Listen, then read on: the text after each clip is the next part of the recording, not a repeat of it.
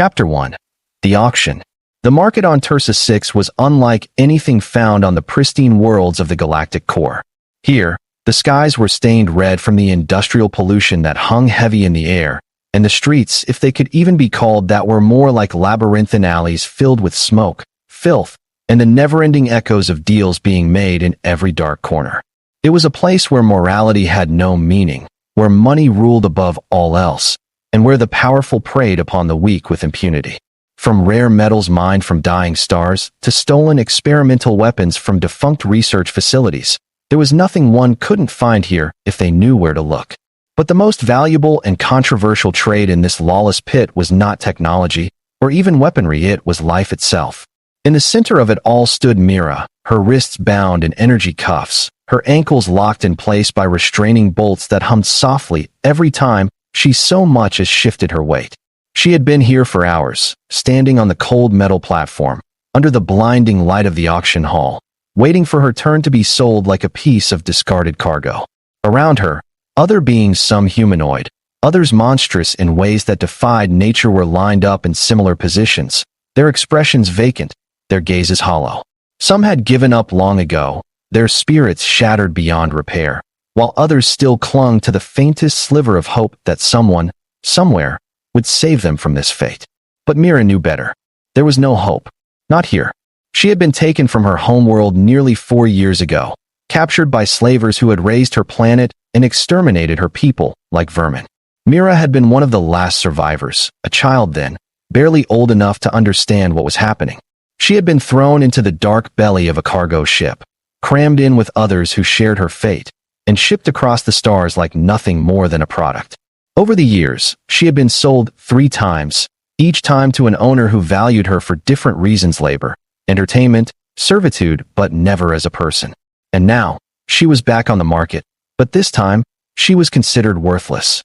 Her last owner, a crime lord who had bought her as a status symbol, had lost interest in her. She was no longer new, no longer something rare and desirable. She had been discarded like an old trinket, thrown back into the auction house with the expectation that anyone might find some use for her. But even among slavers, she had lost her value. Unlike the young, unbroken slaves who were prized for their obedience and purity, Mira had been through too much. She had been owned, used, and discarded too many times to be considered a prize. And so, as she stood on that platform, under the glaring eyes of bidders from across the stars, she knew the truth of her situation. No one wanted her. The auctioneer, a bloated creature with slimy yellow skin and too many teeth, adjusted his microphone before turning to the audience. His voice was oily, almost theatrical, as he spoke. Lot number 764, a female xylary of moderate health, previous ownership noted, experienced in household work and general servitude. A rare specimen. He grinned, flashing rows of jagged teeth. Starting bid, 50 credits. The room was silent. Mira kept her gaze lowered, her heart beating dully in her chest. 50 credits. That was nothing. It was an insult, the price of a cheap meal at one of the market's low-tier food stalls. Other beings had been sold for thousands, sometimes even millions, if they were rare or desirable. But she wasn't rare anymore, and she certainly wasn't desirable. A low murmur passed through the crowd. Some of the bidders scoffed. Others shook their heads. Not worth the trouble. She looks broken. She's already been owned too many times. She won't fetch a good resale price. The auctioneer's grin faltered. He cleared his throat, raising his hand. 40 credits, then? Surely someone sees the value in a well-trained xylary servant. Silence. Mira squeezed her eyes shut, her fingers trembling at her sides. She had thought she no longer had any pride left, that she had buried it deep down long ago. But standing here, being auctioned off for less than the price of a pair of boots, made something inside her ache. 30 credits? The auctioneer's voice had lost its confidence now, his desperate attempts to sell her becoming more pitiful by the second. Nothing. His beady eyes darted around the room, searching, pleading, until they landed on him. A lone human, standing near the back of the hall, arms crossed, expression unreadable. Mira hadn't noticed him before. He was taller than most in the room, dressed in a simple jacket and cargo pants, his posture casual but firm. There was something different about him, something that didn't fit with the rest of the buyers who had come to pick apart the broken and the desperate. He wasn't dressed like a slaver, nor did he carry himself like one. There was no arrogance, no cruelty in his eyes, just calm detachment, as if he were observing all of this from behind an invisible wall, unaffected by the filth and suffering surrounding him. The auctioneer, sensing an opportunity, latched onto him immediately. "Ah, human friend, perhaps you have use for a personal servant? I see you are a man of business, a man who understands value. Surely a trained xylary, even one of moderate condition, would serve well in your employ." The human didn't answer. Mira felt her breath hitch as his gaze flicked toward her. Their eyes met for half a second, and in that fleeting moment, she felt something she hadn't felt in years. He was seeing her, not like the others, not like a piece of merchandise to be examined and appraised. His eyes held no greed, no lust, no cruelty, only thoughtfulness, as if he were deciding something that even he wasn't entirely sure of yet. Then, with a casual shrug, he lifted his hand. "I'll take her," he said simply. The room stirred. A few murmurs rippled through the crowd, some laughing, some shaking their heads in disbelief. The auctioneer's face lit up, though his expression carried hints of desperation. "A wise decision, human." And he hesitated. 20 credits? A pause. Then, the human nodded. "Fine." The gavel slammed down. "Sold." Mira barely processed what happened next. The energy cuffs on her wrists deactivated, the restraining bolts on her ankles unlocked with a metallic hiss. 2 guards shoved her forward, and for the first time in years, she was not shackled, not bound, not being dragged like a piece of cargo. The human stepped forward, pulling out a small datapad and completing the transaction with a flick of his fingers. He didn't even haggle. He just paid as if it were the most insignificant thing in the universe to him. Mira felt lightheaded, her mind spinning. She had been sold for nothing. And yet, for the first time, something had changed. Mira stumbled forward, her legs weak from standing for so long, her body stiff from years of captivity. She barely felt the guard shove her towards her new owner, her mind still reeling from the events that had just transpired. 20 credits. She had been sold for 20 credits, say? Price so low it barely even registered as a real transaction. She had seen slaves go for thousands, seen rare alien species auctioned off for entire fortunes, yet here she was, worth little more than the scraps left behind in a trader's cart. And yet, something was different. The human who had purchased her had made no demands, no boasts about how he had gotten her for a steal, no lewd remarks about what he planned to do with her. Instead, he stood there, watching her with an expression that she couldn't quite decipher. He wasn't cruel, nor did he carry himself like the other buyer's men who thrived on owning the lives of others, men who looked at her people like objects. No, he was different. The moment she reached him, he turned and walked away without a word, motioning for her to follow. It took Mira a second to process it. He didn't drag her. He didn't order her. He simply expected her to walk beside him. The crowd that had gathered for the auction was already losing interest, their eyes moving on to the next unfortunate soul up for sale. No one cared that she had been sold so cheaply. No one cared where she was going. She was just another discarded piece of property, shuffled from one set of hands to another, with no say in the matter. But something felt different. Her feet moved on their own, carrying her forward as she followed the human through the marketplace. She kept her gaze low, still wary, still unsure of what awaited her. Years of slavery had trained her well never make eye contact, never speak unless spoken to, never resist. But something inside her whispered that this man was unlike any she had met before. They weaved through the narrow alleys of the market, past vendors selling strange alien fruits, past armed guards watching the crowds with cold, emotionless eyes. The air was thick with the stench of oil, sweat, and desperation, the scent of a place where no one was free, where everyone was either buying or being bought. Mira kept her distance, careful to stay a step behind the human. She didn't dare ask his name, didn't dare question what he wanted from her. He had bought her, and that meant one of two things. He needed a servant, or he needed something else. Her stomach churned at the thought. She had been through this before. She had been owned before. The man finally stopped in front of a small docking bay, where a rusted old freighter sat idle, its hull patched together with mismatched metal plates, its engines humming softly, as if waiting to leave. It was a ship that had seen better days, a ship that belonged to someone who lived on the fringes of the galaxy, someone who didn't stay in one place for too long. Mira hesitated. The human turned, his gaze meeting hers for a brief second before he motioned toward the ship. "Come on," he said. That was it. No order. No threat. Just two simple words. Mira swallowed hard, her fingers twitching at her sides. She had spent years in chains, years being dragged from one owner to the next, treated like nothing more than a possession. And now, here she was, being invited onto a ship as if she had a choice. She knew better than to believe in hope. She followed him up the ramp.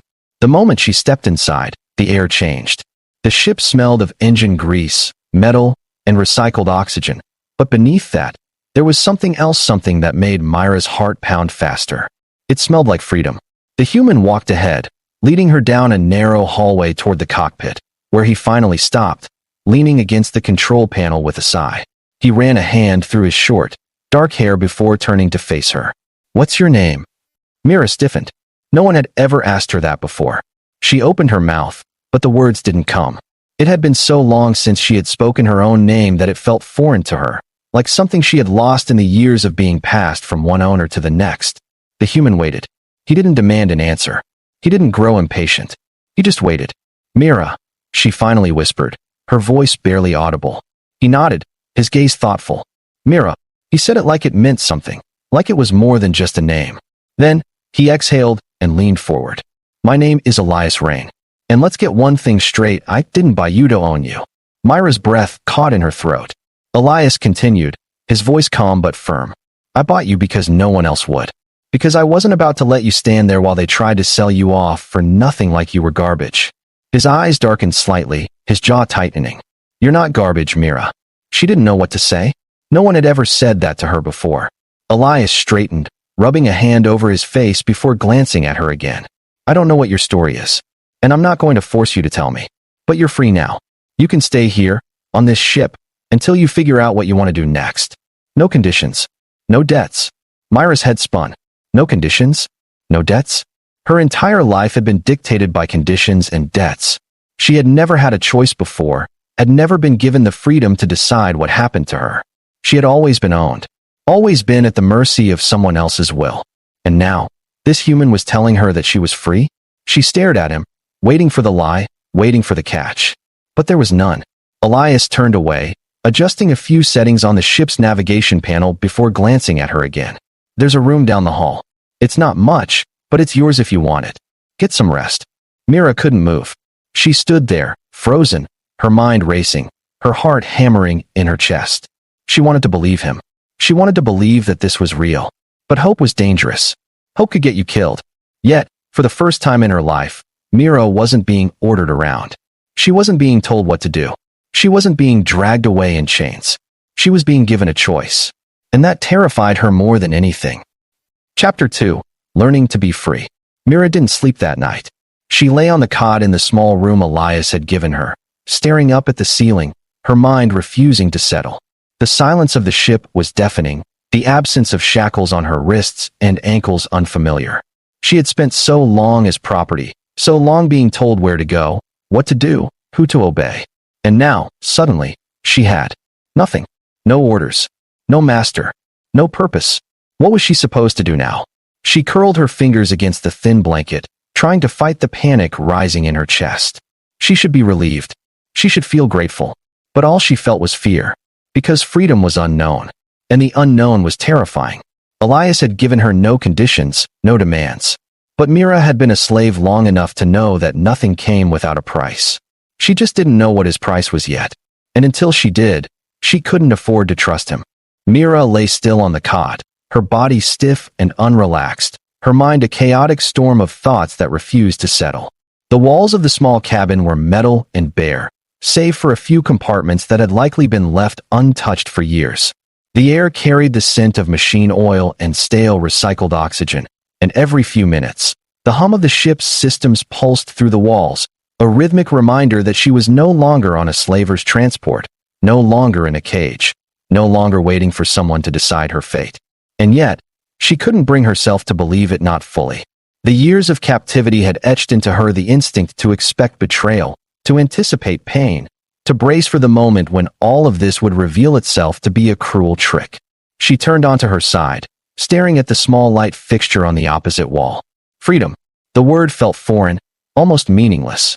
She had whispered it to herself so many times in the past, a distant dream that had once been everything and now felt like an empty concept.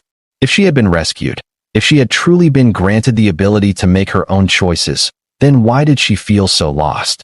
She had spent years belonging to others, being told what to do, how to behave, who to serve. Without orders, without commands, she felt like a ghost in her own body, uncertain of how to exist. Elias had not spoken to her since bringing her aboard. He had not demanded anything, had not given her conditions or threats. That should have made her feel safe, but instead, it made her wary. What did he want? Men didn't just buy things without expecting a return. And yet, here she was, lying on a bed she had not earned, breathing air that was not hers, waiting for the price of her so-called freedom to finally reveal itself.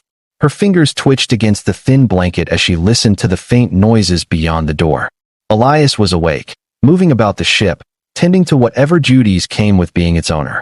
He had said she could stay as long as she needed, but what did that mean?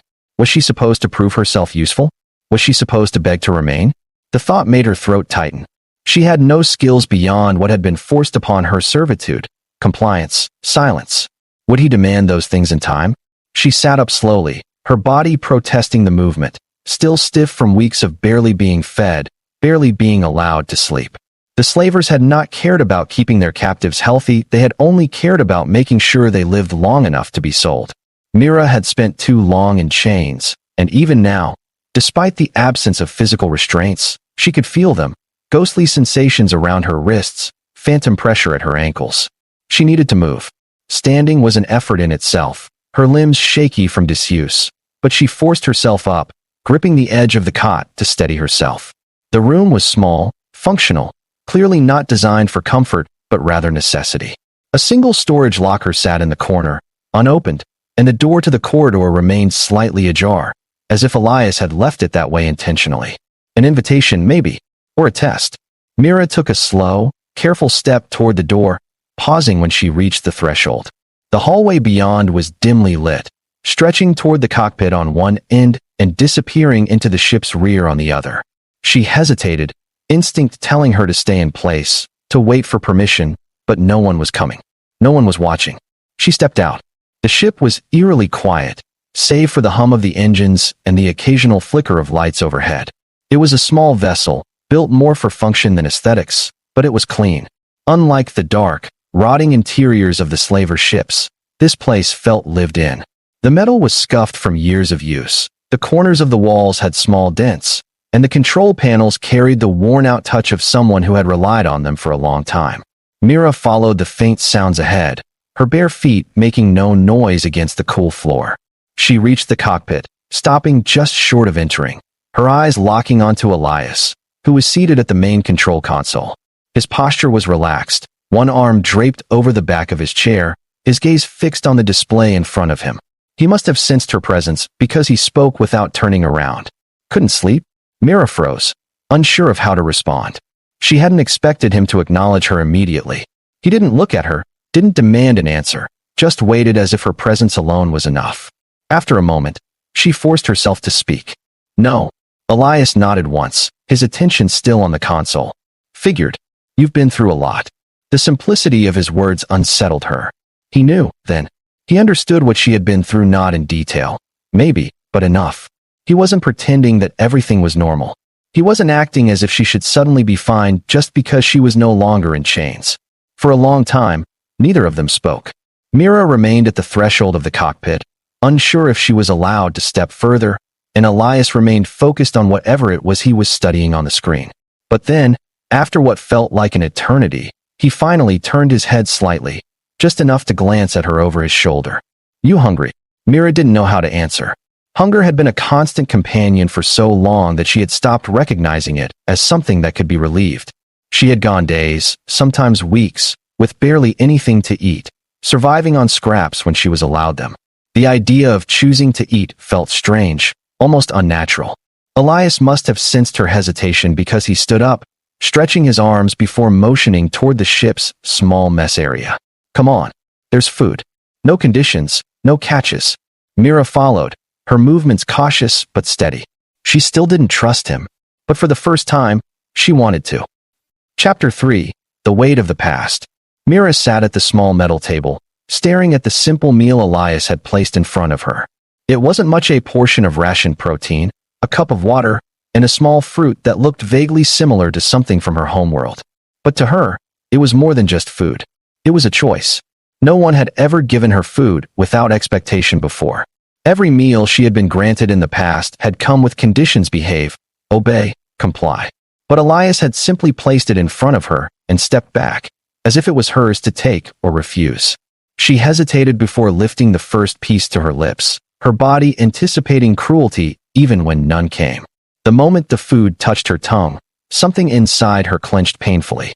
It wasn't just the taste, it was the realization of how much she had been deprived, how much she had suffered without ever allowing herself to feel it. Elias watched her in silence, not pushing, not interrupting, just waiting. She swallowed hard, placing the half-eaten ration back on the plate. "Why did you do it?" she asked finally, her voice hoarse from disuse. Elias leaned against the counter, arms crossed, considering her question. "Why did I buy you?" Mira nodded. He exhaled through his nose, shaking his head slightly. "I don't know," he admitted. "At first, I wasn't planning to. But then I saw the way they looked at you. Like you were nothing." His jaw tightened slightly, his expression darkening. "I don't like people who treat others like that." Mira lowered her gaze. She had never been worth saving before. Elias continued, his voice softer now. "I can't undo what's been done to you. And I won't pretend like I know what it's been like. But you're here now, and as long as you are, you get to decide what happens next." She met his gaze then, searching for the lie, for the catch. But she found none. For the first time in her life, Mira wasn't owned. She was free. And that terrified her more than anything. The silence stretched between them, thick and heavy, a vast chasm of unspoken words and unshed grief. Mira sat there, her fingers curled lightly around the edge of the metal tray, her food half-eaten, her mind reeling. She had spent years conditioned to expect cruelty, to anticipate the demands that came after a so-called act of kindness. She had learned that meals came with a cost, that warmth was a trap, that trust was the most dangerous thing a slave could offer. And yet, here she was, sitting in a dimly lit mess hall on a ship owned by a man who had given her food, given her a place to sleep, and had asked for nothing in return. It didn't make sense. She studied Elias carefully, searching for the telltale signs of deception, of ulterior motives. He leaned against the counter, arms crossed, eyes distant but not unkind. He was calm in a way she had never seen in a master before, if that was what he even was. No arrogance, no possessiveness, no simmering threat of violence just beneath the surface. If anything, he seemed tired, as though he carried a weight of his own, one that had nothing to do with her. That, more than anything, unsettled her. She was used to men who saw her as property. She wasn't used to being ignored. Elias exhaled slowly and rubbed the back of his neck. "You're thinking too hard," he muttered, breaking the silence at last. "Trying to figure out what the catch is." His gaze flickered toward her, sharp but not unkind. "I already told you there isn't one." Mira swallowed. Her throat felt dry. "There's always a catch." Elias studied her for a long moment before shaking his head. "Not this time." Mira hated that answer. She hated the way it made something deep inside her ache, a wound so old and so raw that she had learned to live with it. If there was no catch, if Elias truly didn't expect anything from her, then what was she supposed to do? She had never been free before. She had never been allowed to think for herself, to make choices that weren't dictated by someone else's whims. She didn't know how to exist outside of servitude. She forced herself to look at him. "I don't understand you." Elias let out a short, dry laugh. "Yeah? You and half the galaxy." He pushed away from the counter and stretched, his movements slow and deliberate. "Get some rest," he said as he turned toward the corridor. "You don't have to figure everything out tonight." Mira wanted to argue, wanted to demand an answer that made sense, but she stayed silent, watching as he disappeared down the hallway. The door to the mess hall slid shut behind him, leaving her alone with her thoughts. For a long time, she didn't move. Her entire life, she had been waiting for orders, waiting for pain, waiting for the next cruel twist in the endless nightmare that had been her existence. But now there was only silence, and she didn't know what to do with it. The next morning, Mira woke to the unfamiliar sensation of warmth. The blanket draped over her was thin, rough in texture, but it was hers. No one had thrown it off her in the middle of the night. No one had shoved her awake before dawn to begin a day of backbreaking work. The walls of the small cabin were the same as before, bare and utilitarian, but they were not a cage. She sat up slowly, her muscles still aching from exhaustion, from years of malnourishment and abuse. Her limbs were weak, her movements sluggish, but she could still move, something she had never been allowed to take for granted. For a long time, she simply sat there, staring at the door, her hands curled into the blanket. She could leave. No one was stopping her. She could step out into the corridor, walk toward the cockpit, ask questions, demand to know what was going to happen to her next. But she didn't. Because for the first time in her life, no one was waiting for her to fail. And that terrified her more than anything. Chapter 4. The First Steps. Mira finally forced herself out of bed. She had spent too much of her life waiting, allowing others to dictate her every move. If Elias truly meant what he said, if he truly wasn't planning to sell her off or use her, then she had to learn how to exist outside of captivity. The ship was quiet when she stepped out into the corridor. The overhead lights flickered slightly, the hum of the engines vibrating beneath her bare feet. The smell of oil and machinery filled the air, mingling with something warmer, richer. Food. Her stomach twisted uncomfortably. She had never been given food without conditions. She hesitated before making her way toward the source of the scent, her steps cautious, measured. When she reached the mess hall, she found Elias already there, leaning over the small cooking unit built into the wall. He was dressed the same as before, simple jacket, cargo pants, hair slightly tousled from sleep. He looked normal, in a way that unsettled her. He didn't acknowledge her at first, but when she lingered in the doorway, he glanced over his shoulder.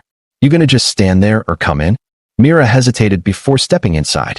Elias turned back to what he was doing, cracking what looked like some kind of protein substitute into a pan. "Figured you'd be up soon," he said casually. "Thought you might want something other than ration packs." Mira stiffened. "You don't have to dash." "Yeah, I do," Elias interrupted. He didn't look at her, but his voice carried the weight of something undeniable. "You've gone long enough without a choice. I'm not gonna make you beg for basic shit like food." Myra's throat tightened. She didn't know how to process that. Elias slid a plate across the table, motioning for her to sit. She did, hesitantly, her hands resting lightly on the surface of the cold metal table. The food was simple soft bread, a portion of cooked protein, a small cup of water, but to Mira, it might as well have been a feast. She picked up a piece of the bread carefully, half expecting Elias to change his mind, to rip the plate away from her, to remind her that nothing was free. But he didn't. He just sat across from her, sipping from a metal mug, watching her without expectation. Mira took a slow bite. The food was warm, soft, far better than anything she had eaten in years. A lump formed in her throat, something dangerously close to emotion, but she forced it down. Elias finally broke the silence. "So, what's your plan?" Mira blinked, looking up at him. "Plan?" Elias shrugged. "You don't owe me anything, Mira. You can stay on this ship as long as you want, but if you're looking for something more, I can help." Mira gripped the edge of the table, her mind racing. A choice. He was giving her a choice. She had spent years dreaming of a moment like this, and now that it was in front of her, she didn't know what to do with it. For so long, she had been nothing. Now, Elias was asking her what she wanted to be, and she didn't have an answer. Mira stared at Elias, the weight of his words pressing down on her. A plan. A choice. The freedom to decide her own fate. It was what she had wanted, what she had prayed for in the darkest corners of her captivity, in the cold cells where she had spent years dreaming of something, anything, beyond the chains. But now that it was in front of her, now that it was real, she didn't know how to grasp it. She had spent so long being told who she was, what she was, where she would go. Now Elias was asking her, what did she want? She had no answer. Her fingers curled around the edge of the metal table, her food only half eaten, her stomach still uncertain of whether it was allowed to accept something given without a cost. Her throat tightened, emotions warring inside her, but she forced them down. She would not break. Not now. Not here. Elias must have seen something in her expression because he sighed and leaned back in his chair, arms crossed over his chest. "You don't have to decide right now," he said, his voice calmer now, more measured. "Hell, you don't have to decide at all. You want to stay? You stay. You want to leave? I'll drop you off somewhere safe. Whatever you need." Mira looked at him, searching for the lie, the hidden trap, the price she had yet to pay. But there was nothing. Just quiet patience. just the simple truth of what he had said. She had never met a man like him before. She swallowed, forcing her voice to steady. Why? Elias raised an eyebrow. Why what? Why are you helping me? He exhaled, rubbing a hand over his jaw before shaking his head slightly. Because I can. He shrugged. Because I was there when you needed someone, and I wasn't about to walk away. That's it. Myra's chest tightened. It couldn't be that simple. It never was. And yet, Elias didn't want anything from her. Not her servitude, not her submission, not her gratitude. He had no reason to help her. No reason to care. And yet, he did. It made her want to trust him. It also made her afraid. Because trust was a dangerous thing.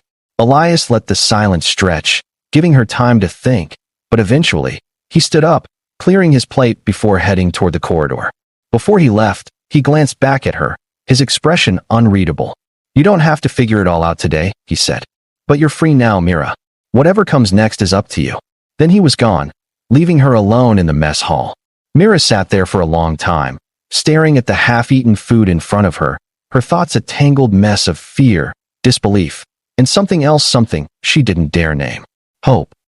The days that followed were strange, a surreal blur of small, quiet moments that felt more alien to Mira than any distant world. There was no routine, no orders to follow, no punishment for existing. Elias left her alone for the most part, going about his work on the ship, making repairs, checking systems, plotting courses. He never told her what to do, never demanded anything from her, never once treated her like anything other than another person sharing his space. That, more than anything, unsettled her. She didn't know what to do with freedom. The first morning, she had woken before dawn, the ingrained fear of punishment pulling her from sleep, her body conditioned to rise before her master did. She had sat on the cot, waiting, expecting something to happen in order, a task, a reminder that this wasn't really hers. But the door had remained open. The ship had remained quiet, and Elias had not come to claim her. For the first time in her life, she was alone. For the first time in her life, no one was watching. She had spent hours just sitting there, trying to convince herself that this wasn't some elaborate trick, that there were no hidden shackles waiting for her to fail. When hunger had finally forced her out of her room, she had moved through the ship cautiously, still expecting to be stopped. But no one stopped her. No one demanded her presence. She had found Elias in the cockpit, his attention on the navigation screen, his posture relaxed as he adjusted their course. He had looked up briefly when she entered, but hadn't spoken, as if her presence required no acknowledgement beyond that. She had lingered in the doorway, waiting, expecting something. But nothing came. Elias simply went back to his work, leaving her standing there, struggling to understand what was happening. She had never been allowed to exist like this before. And slowly, painfully, she began to unravel. Days passed. Mira still didn't know what to do with herself, but she found herself drawn to the ship's controls, watching as Elias worked, as he navigated through the vastness of space with a quiet confidence that made everything seem so simple. She asked questions, not many, not often, but Elias always answered without hesitation, explaining things in a way that never made her feel stupid, never made her feel like she was less. She began helping. At first, it was small things, handing him tools when he was making repairs, clearing plates after meals, adjusting minor systems on the console when he asked. She didn't have to. He never expected it. But for the first time, she felt like she could choose to offer something instead of having it stolen from her. One evening, as they sat in the mess hall after another quiet meal, Elias leaned back in his chair, studying her.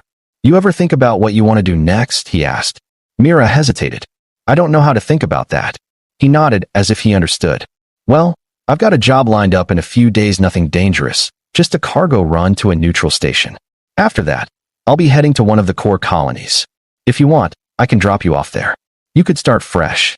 Myra's chest tightened. A few weeks ago, that would have been everything she wanted. But now, she swallowed. I don't know if I want to be alone. Elias raised an eyebrow.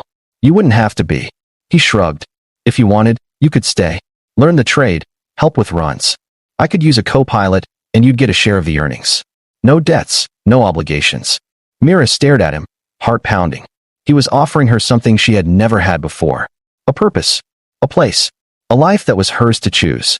She thought about the countless planets she could disappear to, the places where she could hide and pretend she had never existed. But the idea of leaving Elias, of stepping off this ship into a galaxy that had never cared if she lived or died, made her feel cold. For the first time, she wanted to stay. Mira exhaled, her hands tightening into fists beneath the table. I think I want to stay. Elias smiled, a small, genuine thing. Then stay. Just like that. No chains. No conditions. Just a choice. Mira took a slow, shuddering breath, the weight of it all crashing over her. For the first time in her life, she wasn't owned. She was free. And now, she was finally learning how to live.